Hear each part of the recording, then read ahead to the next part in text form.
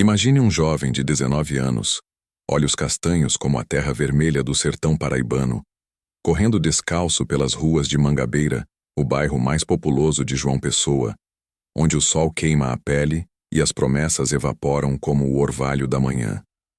Ele pula uma cerca enferrujada de um zoológico antigo, o coração disparado como um cavalo selvagem fugindo do laço, e invade o território de uma rainha dourada, uma leoa de 19 anos que nasceu atrás daquelas grades e só conhece o eco de rugidos abafados. Eu só queria me sentir vivo de novo. Ele talvez pensasse, se o destino lhe desse uma segunda chance. Mas o que acontece quando uma vida inteira de silêncios e sombras explode em um instante de desespero? Essa é a história de Gerson de Melo Machado, o vaqueirinho de Mangabeira, um menino que sonhava com liberdade e encontrou, no fim, as garras de uma fera que espelhavam as feridas que ninguém viu a tempo. Fique comigo, porque o que veio antes dessa tragédia vai apertar seu peito de um jeito que o ar parece rarefeito. E o que veio depois? Isso vai fazer você questionar se já abraçou alguém que precisava ser visto. Gerson nasceu em 2006, em uma casinha simples no coração de Mangabeira, onde o cheiro de feijão cozinhando se misturava ao sal do mar distante e ao pó das obras inacabadas. Ele era o quinto filho de Maria, uma mulher de mãos calejadas e olhos distantes, consumida por uma esquizofrenia que a devorava por dentro como um fogo lento. O pai? Um nome apagado nos documentos, um vulto que sumiu antes mesmo de Gerson aprender a formar palavras, deixando para trás um vazio que ecoava como o vento uivando nas noites quentes de novembro. As avós maternas também carregavam o mesmo peso invisível, diagnósticos sussurrados em consultórios frios, estigmas que se entrelaçavam como raízes podres em uma família já frágil. Maria lutava para segurar as rédeas, pratos na mesa, remendos nas roupas, mas as vozes em sua cabeça a arrastavam para abismos que ela mal conseguia nomear. Aos poucos, o lar se desfez. Os 4 irmãos mais velhos de Gerson foram acolhidos por famílias adotivas, lares onde risadas preenchiam os quartos e o Natal vinha com luzes piscando. Mas Gerson ficou para trás. Aos 7 anos, um diagnóstico precoce de esquizofrenia, controverso, prematuro, como diria depois a conselheira tutelar que o acompanhou, selou seu destino. Ele é neurodivergente, tem a mente de uma criança de 4 anos, contaria Ícara Menezes, sua prima, com a voz embargada em entrevistas que viriam a público semanas após o fim. Ninguém o quis adotar. O estigma era uma cerca mais alta que qualquer grade de zoológico. Ele passou a vagar entre instituições. Um menino de olhos curiosos e sorriso torto, apelidado de vaqueirinho por causa da mania de imitar os heróis do sertão que via nos filmes velhos da TV comunitária, laçando sombras com uma corda imaginária, galopando pelo pátio de concreto como se o mundo fosse uma vastidão verde e livre. Aos 10 anos, o abismo se abriu de vez. Era uma tarde chuvosa de 2016. O asfalto da BR-101 refletindo os faróis dos caminhões como lágrimas borradas, quando a Polícia Rodoviária Federal o encontrou sozinho, pés descalços na poça d'água, vagando pela rodovia em busca da mãe. "Eu quero a minha mãe", ele repetia, a voz fina cortando o barulho dos motores, os olhinhos inchados de noites sem sono. Verônica Oliveira, conselheira tutelar do Conselho de Mangabeira, foi chamada na emergência. Ela o viu ali, encolhido na viatura, e sentiu o coração apertar como se uma mão invisível o espremesse. Ele era puro instinto de sobrevivência, mas com uma inocência que doía. Ela desabafaria anos depois, em um post que viralizaria nas redes. Verônica o acompanhou dali em diante, de os 10 aos 18 anos, tecendo uma rede frágil de apoio em meio a um sistema que rangia como portas velhas. Gerson foi para abrigos, depois para o complexo psiquiátrico Juliano Moreira, um lugar de paredes brancas e rotinas rígidas onde os remédios vinham em copos de plástico e as vozes na cabeça dele se acalmavam, pelo menos por um tempo. "Eu gosto daqui, tia. Me sinto cuidado", ele dizia a Verônica, abraçando um ursinho de pelúcia gasto que carregava para todo lado. Mas o cuidado era intermitente. CAPs que falhavam em horários, terapias que evaporavam com cortes de verba e uma família fragmentada que mal conseguia se recompor. Maria, destituída do poder familiar pela justiça, visitava quando as vozes permitiam. Abraços esporádicos, cheios de um amor cru e desesperado, mas sempre interrompidos por sirenes ou portas se fechando. Os irmãos adotivos, distantes, vidas paralelas em lares que Gerson só conhecia por fotos amassadas no bolso. E a avó, com quem ele morava nos intervalos entre internações, tentava preencher os vazios com panelas chiando no fogão e histórias do interior. Mas seus próprios demônios mentais a deixavam exausta, curvada como uma palmeira sob o vendaval. Os anos teens de Gerson foram um redemoinho de sombras e faíscas de luz. Aos 12, ele começou a acumular passagens pela polícia, 16 ao todo, a maioria por delitos pequenos, impulsos de uma mente que gritava por segurança. Arremessava pedras em viaturas que passavam devagar pela rua, não por ódio, mas por um pânico irracional. Elas me protegem, tia. Eu sinto que as pedras as acordam, explicava a Verônica, os dedinhos sujos de terra tremendo. Aos 15, fugas dos abrigos viraram rotina.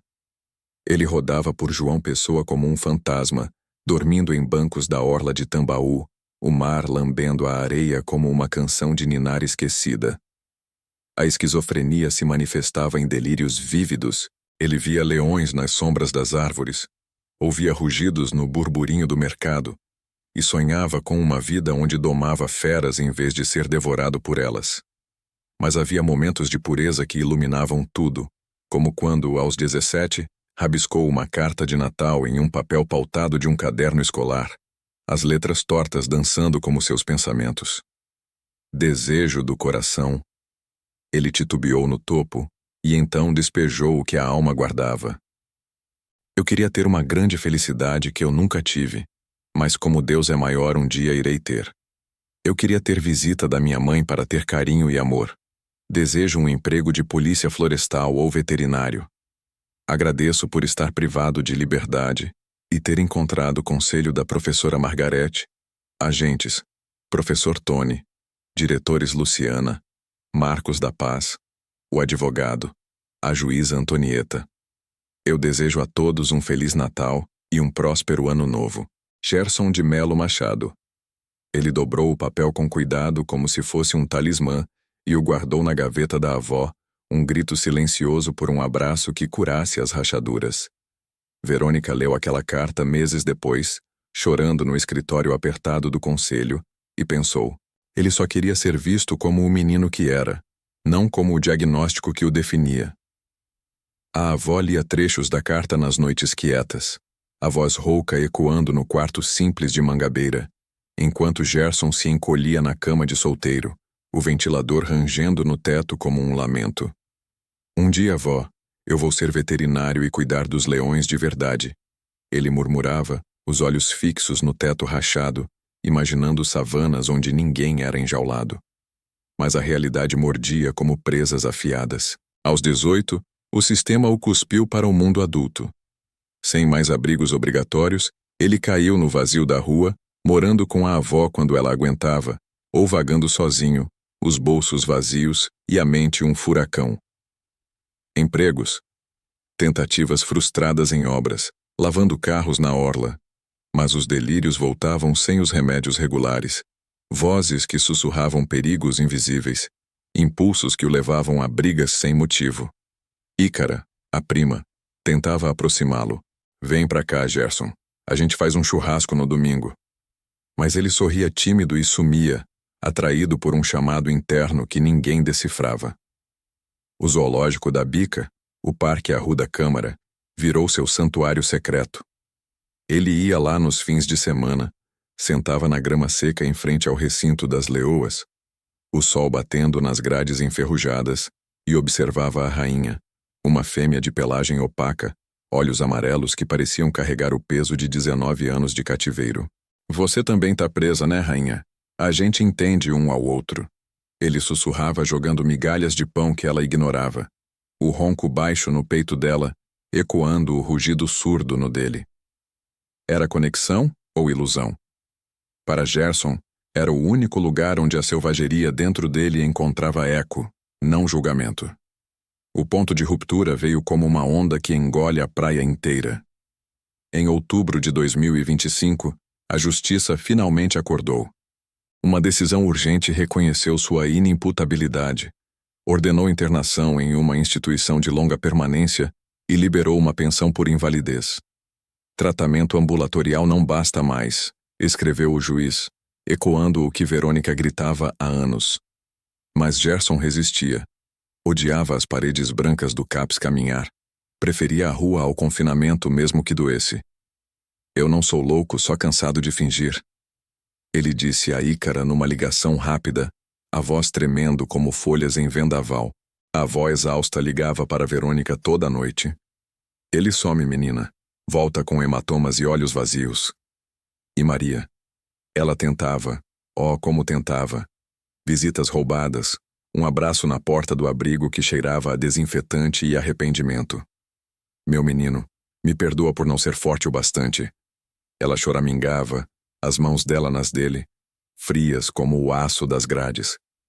Mas o amor delas era uma ponte quebrada, instável, e Gerson, com sua mente de criança em corpo de homem, sentia o abismo crescer.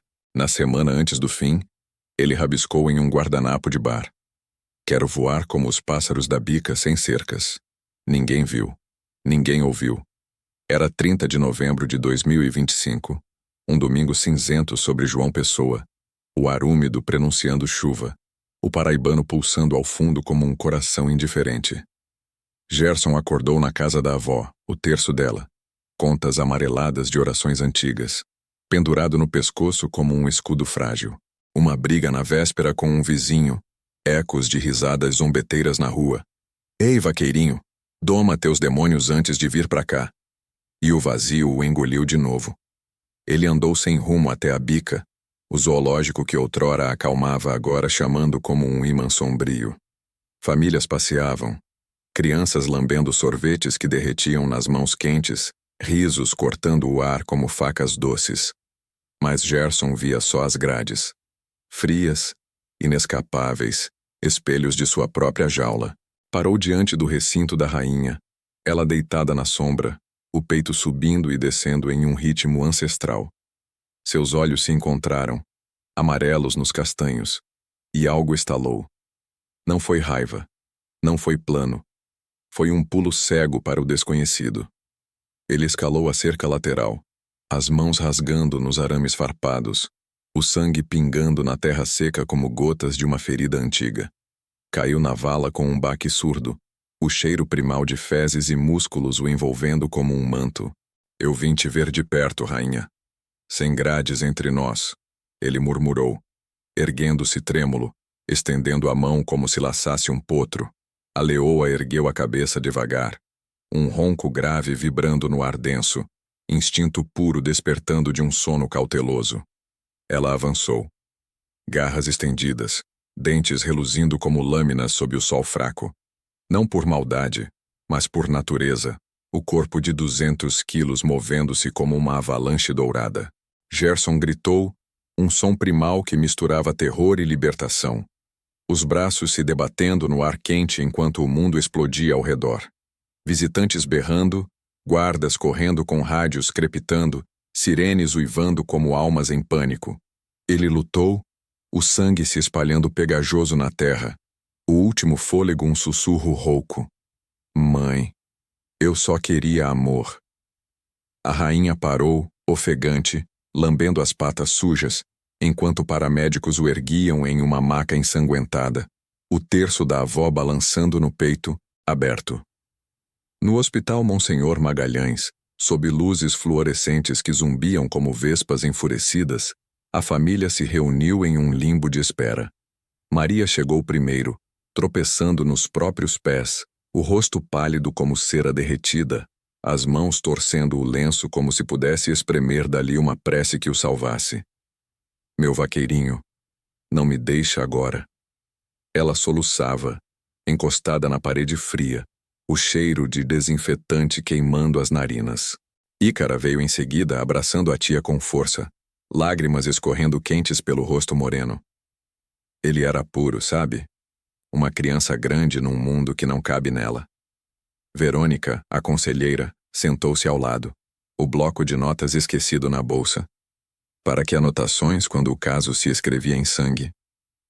A avó, curvada na cadeira de plástico, murmurava ave-marias, as contas do terço clicando como ossos secos. Os médicos lutaram por horas, cirurgias de emergência, transfusões que pingavam vermelhas nos tubos, monitores apitando em um ritmo cada vez mais fraco. Gerson abriu os olhos uma vez, breve como um piscar, e viu Maria ali, curvada sobre a cama, os cabelos grisalhos caindo como uma cortina de arrependimento. Mãe, a carta, eu quis... Ele balbuciou, a voz um fio de ar, antes de o peito afundar no silêncio final. Era madrugada de segunda, 1º de dezembro. O mundo lá fora acordando para um dia comum enquanto o dele se apagava como uma vela no vento.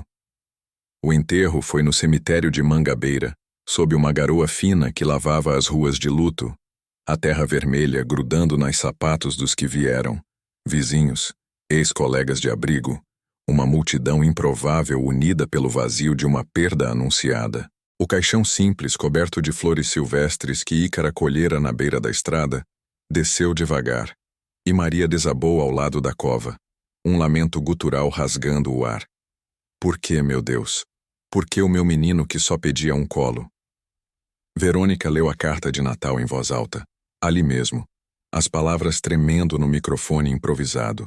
Eu queria ter visita da minha mãe para ter carinho e amor. O silêncio que seguiu foi ensurdecedor, um oceano de soluços abafados, olhares que se desviavam envergonhados para o chão. A rainha, no zoológico reaberto dias depois com câmeras de IA vigiando cada canto, continuou seus círculos lentos, intocada. Ela agiu por instinto, não por culpa, diriam os veterinários, e ninguém a sacrificaria, preservando uma vida que, como a de Gerson, era prisioneira de circunstâncias. Meses se passaram, e João Pessoa cicatrizou devagar, como a pele após uma garra profunda. O caso de Gerson explodiu nas redes, não como sensacionalismo, mas como um grito coletivo por mudança. Debates sobre saúde mental no Nordeste, onde CAPs são poucos e o estigma é rei. Petições por abrigos permanentes para jovens como ele, neurodivergentes e abandonados pelo sistema. Maria, com a ajuda de Ícara e Verônica, começou a falar em grupos de apoio. Eu falhei, mas o amor não morre com o erro. Transformando a dor em farol para outras mães lutando contra demônios internos. A avó pendurou a carta na parede da sala, lida para quem quisesse ouvir. Um lembrete de que desejos não ditos podem se tornar fantasmas. E Verônica? Ela fundou um projeto no Conselho Tutelar, Vaqueirinhos da Esperança. Oficinas gratuitas em Mangabeira para meninos como Gerson, desenhos de savanas livres, conversas sobre vozes na cabeça, abraços que dizem, você é visto. Ele sonhava em ser veterinário, cuidar dos feridos, ela conta, os olhos brilhando úmidos.